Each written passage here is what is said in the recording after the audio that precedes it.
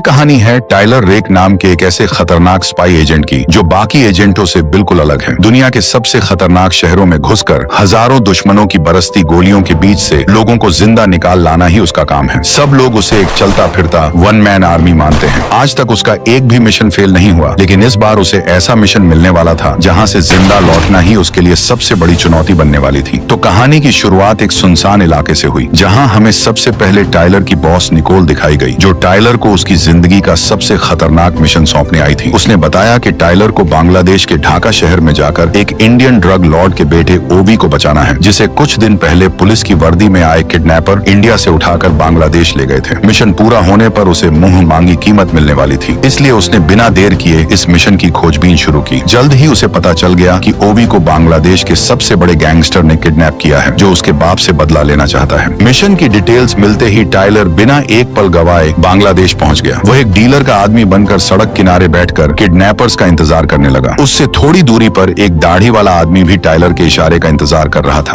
कुछ ही देर में टाइलर को कॉल आया। फोन पर बताया गया कि उसे सामने वाली लॉन्ड्री शॉप तक जाना है, लेकिन जैसे ही वो वहां पहुंचा तभी किसी ने पीछे से उसकी कमर पर पिस्टल तान दी। इसके तुरंत बाद एक वैन उसके सामने आकर रुक गई। किडनैपर्स ने उसे काला कपड़ा पहनाया और जबरदस्ती वैन में डालकर ले जाने लगे, लेकिन उन्हें नहीं पता था कि यह सब कुछ टाइलर के प्लान का हिस्सा है। कुछ ही समय बाद टाइलर को एक सुनसान बिल्डिंग में ले जाया गया, जहां पहुंचते ही किडनैपर्स ने फिरौती के लिए उसके सिर पर पिस्तौल तान दी, पर टाइलर ने एक भी बार पलक नहीं झपकाई। उसने कहा कि पहले उसे लड़के को जिंदा देखना है, तभी वह फिरौती देगा। जब उसने देखा कि ओबी पूरी तरह सुरक्षित है, तब उसने आसपास के गार्ड और जगह का अंदाजा लगाया। तभी टाइलर फिरौती देने को तैयार हो गया। जैसे ही वे लोग उसे बाहर ले जाने लगे, तभी दाढ़ी वाले आदमी ने हमला कर दिया।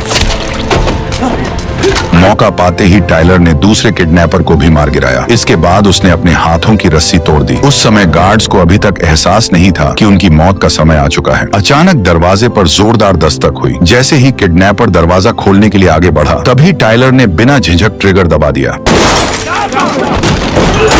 कमरे के अंदर घुसते ही वह हर एक किडनैपर पर टूट पड़ा। गोलियों की आवाज ने तुरंत बाहर तैनात गार्ड्स का ध्यान खींच लिया, लेकिन वे जैसे ही हथियार उठाने गए, बाहर छिपे दाढ़ी वाले आदमी ने एक एक करके सभी को गोली मारकर ढेर कर दिया। उधर दूसरी तरफ टाइलर ने घर के अंदर बचे हुए गुंडों का सफाया शुरू कर दिया, लेकिन कुछ ही देर में उसकी गोलियां खत्म हो गईं, जिससे उसे हाथापाई पर उतरना पड़ा। टाइलर थॉर का हथौड़ा तक उठा चुका था, इसलिए ये छोटे मोटे गुंडे उसके सामने बच्चे थे। उसने पलक झपकते ही कई सारे गुंडों को धूल चटा दी। तभी बाहर से एक गुंडा तलवार लेकर उस पर टूट पड़ा, लेकिन टाइलर ने टेबल पर रखा कप उठाकर सीधे उसकी छाती पर दे मारा और वो वहीं बेहोश होकर गिर पड़ा। जैसे ही दूसरा गुंडा उठने वाला था, टाइलर ने लात मारकर टेबल से उसका सिर फोड़ दिया। पीछे से एक और गुंडा बंदूक लेकर आया, लेकिन टाइलर के सामने वह भी टिक नहीं पाया। जैसे ही उसे लगा कि अब सब खत्म हो गया, तभी पीछे से बंदूक लोड होने की आवाज आई। उसने मुड़कर देखा तो एक छोटा बच्चा बंदूक पकड़कर लोड कर रहा था, पर टेलर ने उस पर हमला नहीं किया, क्योंकि उसके अपने खुद के कुछ उसूल थे। इसलिए उसने बच्चे से बंदूक छीन ली और तुरंत उसे दूर जाने को कहा। इसके बाद टाइलर ने फौरन ओबी की बंधी रस्सियां खोल दी और उसे अपने पीछे चलने को कहा। जल्द ही टाइलर प्लान के मुताबिक ओबी को लेकर वहां से निकलने लगा। दूसरी तरफ गैंगस्टर को टाइलर के बारे में सब पता चल गया। उसने तुरंत सेना को ऑर्डर दिया कि पूरे इलाके को सील कर दिया जाए। साफ था कि उसे टाइलर का अगला कदम पता था, लेकिन सालों से एक ही काम को कर रहा टाइलर इस सब का अंदाजा पहले ही लगा चुका था। उसने ओबी को एक सुनसान फैक्ट्री तक गाड़ी से पहुंचाया। फिर उसने खुद के लिए बुलेट प्रूफ जैकेट पहना और उस पर लगे उपकरणों से निकोल से कांटेक्ट किया। इसके बाद उसने ओबी को भी एक बुलेट प्रूफ जैकेट पहना दी। आखिर में उसने एक वीडियो रिकॉर्ड करके निकोल को भेज दी। तब उसने अगला प्लान शुरू किया। टाइलर ओबे को लेकर सीधे जंगल के किनारे बहने वाली नदी की तरफ बढ़ने लगा। निकोल की टीम पहले से ही शिप तैयार किए हुई थी, बस टाइलर को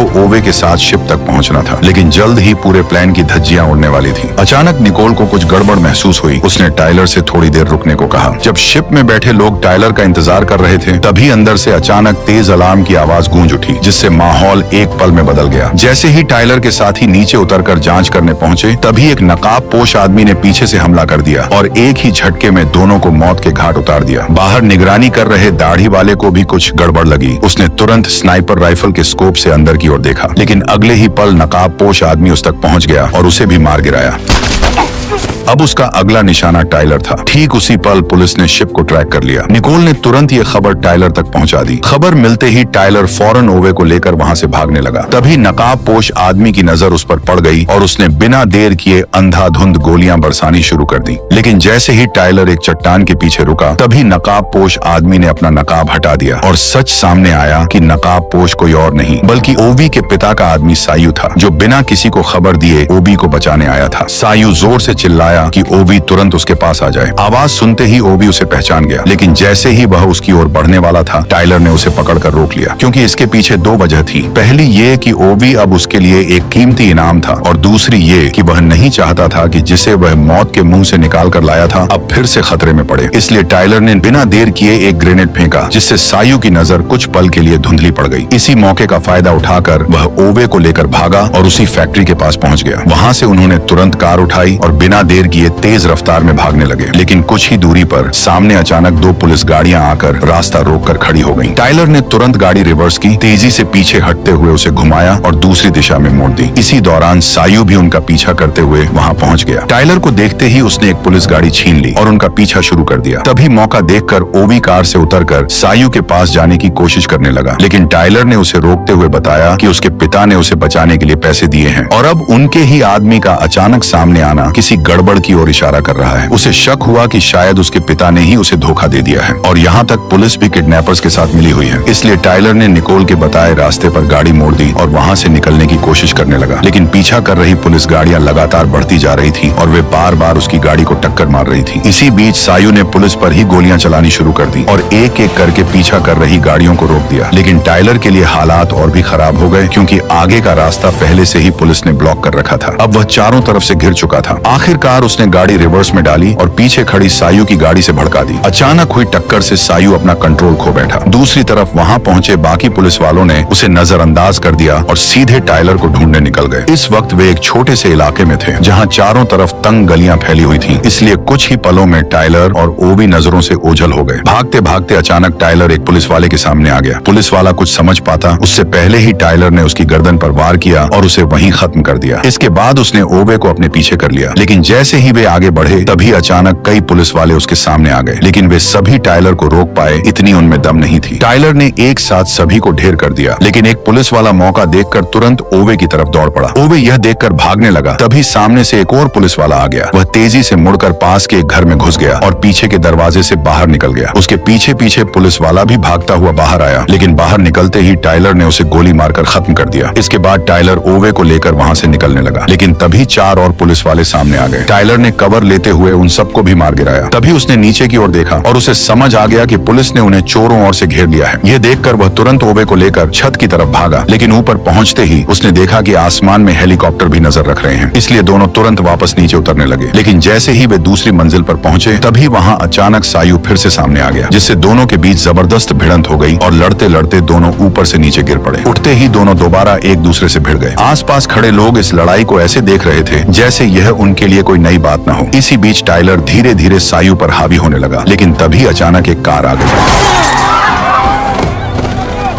टाइलर को गिरते देख सायू तुरंत उठा और जमीन से बंदूक उठाकर टाइलर को खत्म करने के लिए आगे बढ़ने लगा। तभी उसे ओवे की चीख सुनाई दी और वह तुरंत उसकी आवाज की तरफ मुड़ गया। वहां पहुंचकर उसने देखा कि कुछ पुलिस वाले ओवे को पकड़कर ले जा रहे थे। उसने बिना देर किए उन सभी पुलिस वालों को मार गिराया और फिर ओवे को उठाकर वहां से निकलने लगा। लेकिन जैसे ही वह मोड़ तक पहुंचा तभी टाइलर ने ट्रक से उसे टक्कर मार दी। इसके बाद उसने ओवे को तुरंत ट्रक में बैठाया और फिर दोनों वहां से तेजी से निकल गए, लेकिन ऊपर उड़ रहा हेलीकॉप्टर लगातार उनका पीछा कर रहा था। जैसे ही वे पुल के नीचे पहुंचने वाले थे तभी टाइलर ने तुरंत एक फैसला लिया। उसने ओवे के साथ चलते ट्रक से छलांग लगा दी। इसके तुरंत बाद ट्रक आगे जाकर तेल के टैंकर से टकराया और जोरदार धमाके के साथ फट गया। उस धमाके से उठे धुएं ने हेलीकॉप्टर की नजर को पूरी तरह भटका दिया और इसी मौके का फायदा उठाकर टाइलर ओवे को लेकर वहां से निकल गया। जल्द ही कर्नल को पता चल गया कि वे दोनों अभी भी जिंदा हैं। ये सुनते ही गैंगस्टर ने तुरंत अपने सभी लोगों को टाइलर को मारने के लिए भेज दिया। उधर टाइलर ओवे को लेकर एक पुराने गार्ड रूम में छुपा हुआ था, जहां ओवे की मदद से उसने अपने घायल हाथ पर पट्टी बांधी। तभी उसे निकोल का फोन आया। उसने बताया कि सायू ओवी के पिता का ही आदमी है और अब उसका पिता पैसे देने से बचना चाहता है, इसलिए उसने सायू को भेजा है ताकि वह टाइलर की नाक के नीचे से ओवी को वापस ले जा सके। निकोल ने यह भी बताया कि इस मिशन में टाइलर के अलावा उसकी पूरी टीम मारी जा चुकी है, इसलिए उसने टाइलर को साफ सलाह दी कि वह ओवी को वहीं छोड़ दे ताकि वह खुद आसानी से दुश्मनों के बीच से निकल सके। लेकिन टाइलर ने साफ मना कर दिया क्योंकि अब वो बुरी तरह फंस चुका था और केवल पैसे न मिलने की वजह से वो एक छोटे से बच्चे की जान जोखिम में नहीं डाल सकता था। टाइलर की यह बात सुनकर आखिरकार निकोल मान गई। उसने कहा कि वह 4 किलोमीटर दूर पुल के पास हेलीकॉप्टर का इंतजाम कर देगी और वहीं से उन्हें बाहर निकाला जाएगा। निकोल की बात मानकर टाइलर रात में ही वहां से निकलने लगा। उसने सड़क पर खड़ी एक कार का लॉक तोड़कर उसे खोल लिया, लेकिन जैसे ही वो गाड़ी स्टार्ट करने वाला था, अचानक कुछ गुंडे उसके सामने आकर खड़े हो गए। टाइलर यह देखकर एक पल के लिए चौंक गया कि सामने हथियार थामे गुंडे असल में छोटे छोटे बच्चे थे। वह उन्हें देख ही रहा था कि अचानक उन्होंने बिना कुछ सोचे सीधे उस पर गोलियां बरसानी शुरू कर दी। टाइलर तुरंत गाड़ी के पीछे छिप गया और तुरंत कुछ स्मोक ग्रेनेड फेंक दिए। क्योंकि सामने बच्चे थे इसलिए वह उन्हें मारना नहीं चाहता था। जैसे ही वे पास आए, उसने एक को कार के दरवाजे में फंसा दिया और दूसरे को दरवाजा मारकर दूर गिरा दिया। इन हथियार लिए बच्चों के सामने भी टाइलर पूरी तरह कंट्रोल में था और वह सिर्फ उन्हें रोकते हुए खुद को बचा रहा था। लेकिन बच्चों का उसे जिंदा छोड़ने का कोई इरादा नहीं था, इसलिए सबसे छोटे बच्चे ने तुरंत उस पर बंदूक तान दी। लेकिन इससे पहले कि वह गोली चला पाए, टाइलर ने एक थप्पड़ मारकर बच्चे को जमीन पर पटक दिया। तभी अचानक ऊपर से सरकारी हेलीकॉप्टर पहुंच गया। ये देखकर टाइलर ने देर नहीं की और तुरंत ओवे को लेकर वहां से निकल गया। भागते भागते दोनों एक गंदे नाले में कूद गए और किसी तरह बच निकले। फिलहाल वे दोनों खतरे से बाहर थे, लेकिन कभी भी मौत उन तक पहुंच सकती थी, इसलिए टाइलर ने चाहता हुए एक फैसला लिया। ठीक उसी समय सायू को एक कॉल आया जो टाइलर का था। टाइलर ने उसके साथ मिलकर काम करने का फैसला किया ताकि वे ओवे को शहर से बाहर निकाल सकें। जल्दी ही सायू तय जगह पर पहुंच गया। टाइलर ने उसे अपने हथियार दे दिए और हेलीकॉप्टर की लोकेशन भी बता दी। लेकिन वहां तक पहुंचने के लिए उन्हें 2 बैरिकेड पार करने थे, इसलिए टाइलर ने प्लान बनाया कि वह दुश्मनों को भटकाएगा और सायू ओवे को सुरक्षित लेकर आगे बढ़ेगा। दोनों तुरंत इस प्लान पर तैयार हो गए। कुछ ही देर में वे पहले बैरिकेड तक पहुंच गए, जहां बड़ी संख्या में सैनिक चेकिंग कर रहे थे। टाइलर ने बिना देर किए ग्रेनेड लॉन्चर उठाया और सीधे हमला कर दिया।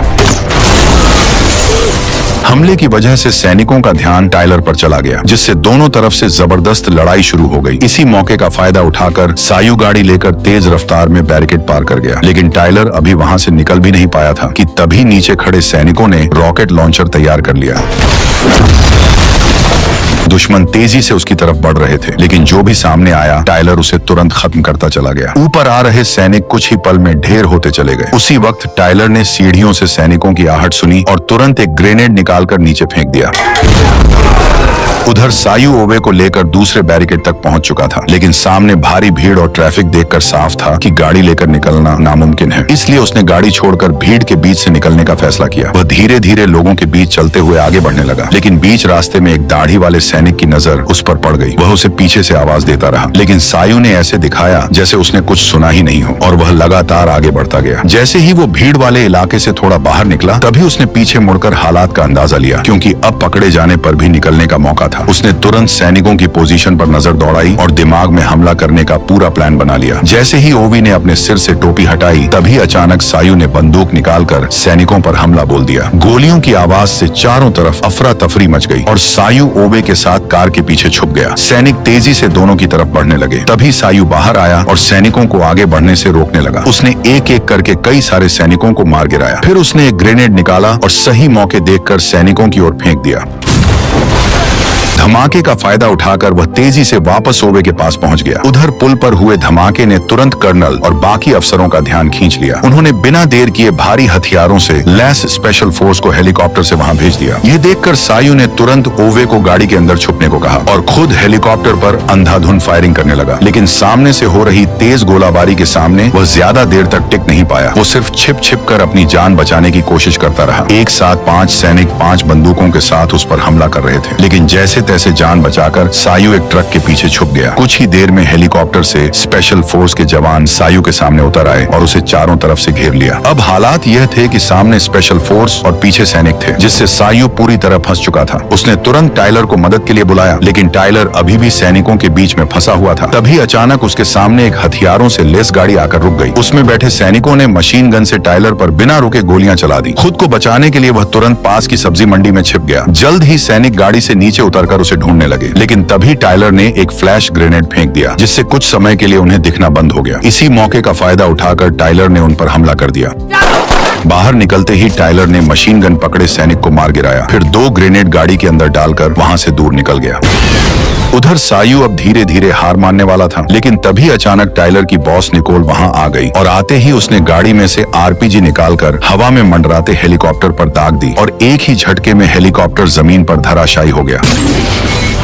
ठीक उसी पल टायलर दूसरे बैरिकेड तक पहुंच गया, जहां उसने एक एक करके पुल पर खड़े सैनिकों को सटीक निशाने से मार गिराया। जल्द ही टायलर को ओवे की पोजीशन का पता चल गया, इसलिए वो पुल के किनारे से आगे बढ़ते हुए आसपास बचे हुए सैनिकों को मारने लगा, जबकि सायू पुल के बीच में फंसा हुआ था। उसके पास अब सिर्फ एक पिस्तौल बची थी। फिर भी वह जैसे तैसे कई सारे सैनिकों को ओवे के पास पहुंचने से रोकता रहा, लेकिन अगले ही पल एक स्नाइपर की गोली सीधे उसके सिर में जा लगी। अब सायू हमेशा के लिए शांत हो गया। उधर ओवे पूरी तरह अकेला रह गया था और वह धीरे धीरे छुपते हुए पुल की तरफ बढ़ रहा था। जैसे ही उसे कोई दिखाई देता, वह तुरंत किसी गाड़ी के नीचे छुप जाता। तभी टायलर की मदद के लिए हेलीकॉप्टर वहां पहुंच गया, लेकिन वह अभी उतर भी नहीं पाया था कि दूर खड़े कर्नल ने अचानक फायर कर दिया और उसकी गोली सीधे को पायलट को जा लगी, जिससे वह वहीं मारा गया। पायलट ने उतरने की बजाय हेलीकॉप्टर को वापस मोड़ लिया। इतने में ही कर्नल ने निकोल के एक और आदमी को मार गिराया। यह देखकर निकोल तुरंत जमीन पर लेट गई और गाड़ी को कवर बनाकर स्नाइपर को ढूंढने लगी, लेकिन कर्नल ने एक गोली चलाने के बाद खुद को पूरी तरह छुपा लिया और उसका कुछ भी पता नहीं चला। इसी दौरान टायलर पुल के बीच तक पहुंच गया। ठीक उसी पल स्नाइपर ने भी उस पर निशाना साध लिया। तभी अचानक टायलर को सायू की लाश दिखी, लेकिन ओवे को ढूंढने की जल्दी में उसने यह नहीं देखा कि सायू को स्नाइपर ने सिर में मारा था। जैसे ही वह खुले हिस्से में पहुंचा, दूर बैठे कर्नल ने तुरंत ट्रिगर दबा दिया।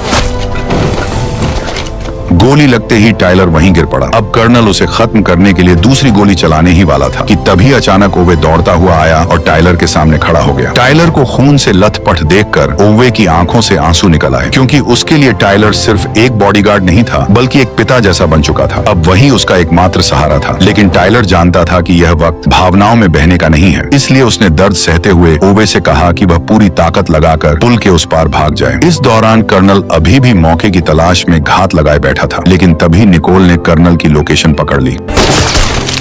उधर टायलर ने अपनी बची हुई ताकत जुटाकर तुरंत खड़ा हो गया, ताकि ओवे को भागने का मौका मिल सके। वह अपनी जान की बाजी लगाकर पीछे से आते सैनिकों को रोकने लगा। ठीक उसी समय पर ओवे सही सलामत निकोल के पास पहुंच गया। जब ऐसा लगा कि अब सब ठीक हो गया है, तभी उसे फिर से गोली लग गई।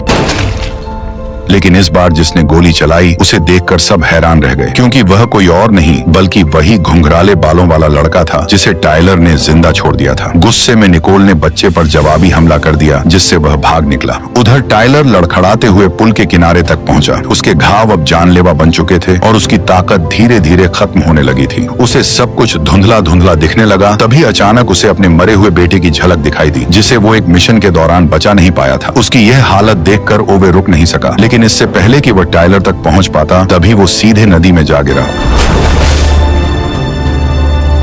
8 महीने बाद टायलर की बॉस निकोल अकेले ही गैंगस्टर के इलाके में घुस गई और मौका देखकर जैसे ही आसिफ बाथरूम आया, उसने तुरंत उसका गेम बजा दिया।